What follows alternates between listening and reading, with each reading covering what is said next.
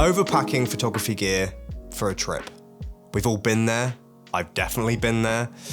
And whilst I think it's sometimes nice to have the options, more often than not, I think it can lead to choice paralysis, stopping whatever you're doing, dropping your bag and changing lenses every 5 minutes to do that. And ultimately, the biggest takeaway I get from that is sore shoulders from carrying what is essentially an entire camera store on my back for a week. Hi, my name is Luke, and I've been on this travel photography journey for the past 6 or 7 years now.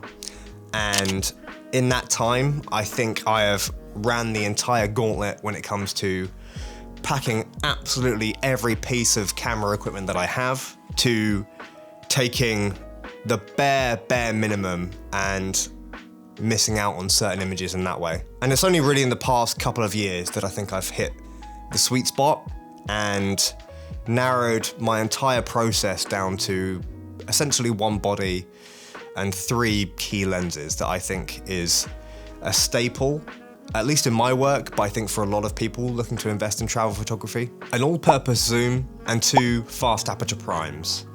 A wide angle and something that sits in that more 50mm full frame equivalent. Now, truthfully, I think back in the day, I could be a little bit of a prime lens snob. And whilst there is absolutely a time and a place for those fast aperture high-end primes, be it in low light, be it for creating a really shallow depth of field, and just for eking the absolute most out of a sensor, they have their place. But in the past few years, I've come to learn just how essential the XF 16 to 80mm f4 R OIS WR can be to travel photography. When you arrive in a location, especially if you've never been there before, you often don't know what you're going to encounter, right? And so sticking to one focal length in a prime can sometimes lead to a lot of missed opportunities and may not just fit the environment that you're in. And having a zoom with a fairly decent range allows you to cover basically anything you come across. I love and compose a lot of my images around that 50mm full frame equivalent field of view, but that's not always the best tool for the job, right? I might arrive into some really tight streets or have an epic vista in front of me and want to capture a lot of the context, for which a wide angle is perfect for that. There might be details in the distance that a 50mm equivalent wouldn't be able to see, and so having a telephoto to hand to really compress a scene and hone in on that detail, isolate a subject, is perfect for that. And having a workhorse travel zoom that covers everything in that spectrum is essential, and that's why it's virtually always the first lens that goes on my camera when I arrive somewhere. For me personally, I'm a sucker for a nice sunny day, and so a lot of my photography is taken in quite good light, in all honesty, which means I don't really need a fast aperture all the time. And so the f4 on this 16 to 80 is basically all I need for 95% of images that I take, and I often find myself stopping down to f5.6 to f8 because I want to capture everything in that scene, and I want to maximize the sharpness that this lens can give me, especially on the newer 40MP sensors. In this lens's particular case, I think having a stabilization built into it as well is a huge selling factor for those that like to shoot both photo and video. Having steady handheld shots means that more often than not, you won't have to carry a tripod on these trips, and allows you to be a little bit more spontaneous when it comes to capturing both photos and video. And for people that may not have a camera with in-body image stabilization, like the X-T33, then you still have access to those types of steady shots. And for those of you that do have IBIS in your camera bodies, then your quid's in. The stabilization in the lens talks to the IBIS in the camera body and allows them to work effectively together. And with this combo, I've been able to handhold shots down to half a second, a full second, even a couple of seconds if I can lean on something and, you know, I'm not shaking because I've had 3 coffees before midday. But in a pinch, if you needed just one lens to take on a trip, you wanted to be super minimal in your setup, I think the XF 16 to 80mm f4 is a great solution for that. Removes the choice paralysis from choosing which lens to use, and just keeps your kit very simple, I think.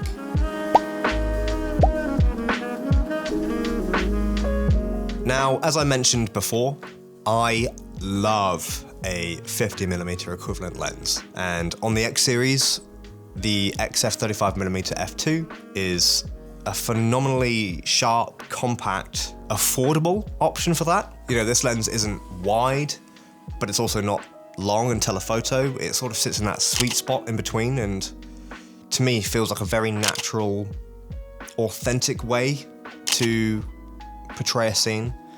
It's very, very similar to how the human eye sees, and when I put a camera to my eye, my brain just sort of works in a 50mm focal length. And so the 35mm f2 just sort of becomes an extension of my eye.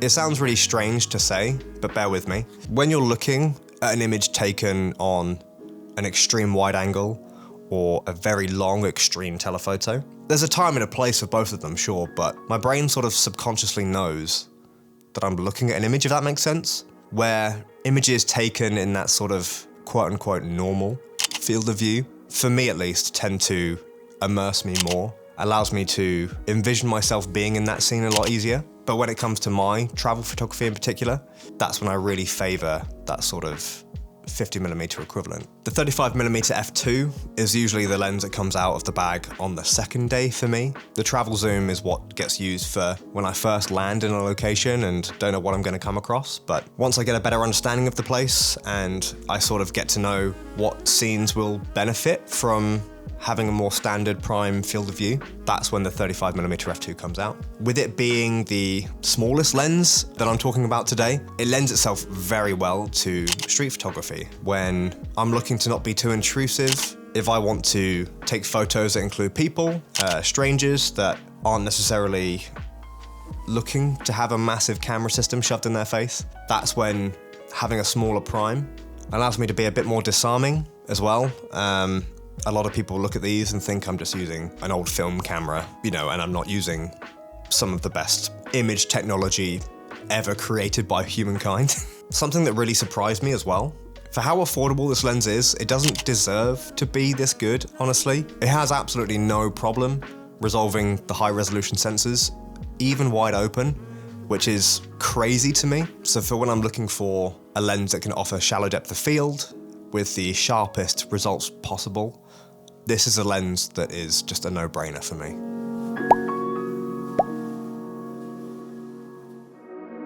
Now, whilst the first two lenses I've mentioned have 90% of my bases covered, I would say, this wide-angle prime is always the one that I pack, just in case. It doesn't take up too much room, but somehow ends up taking some of the best images of the trip. The XF 18mm f1.4 offers that classic 28mm full frame field of view, which to me is that sweet spot again of wide angle that offers plenty of context, allows you to create, for me, more establishing images without getting into ultra wide territory and introducing crazy distortion or anything like that. It's the perfect companion to the 35mm f2, offering that classic 28-50 sort of combo. But having that f1.4 aperture makes this lens an absolute monster in low light, and also allows you to get quite a shallow depth of field actually on a wide angle lens, which is something that's harder to do than with longer focal lengths. You'll find yourself getting much blurrier backgrounds out of the 35mm f2. But for when you want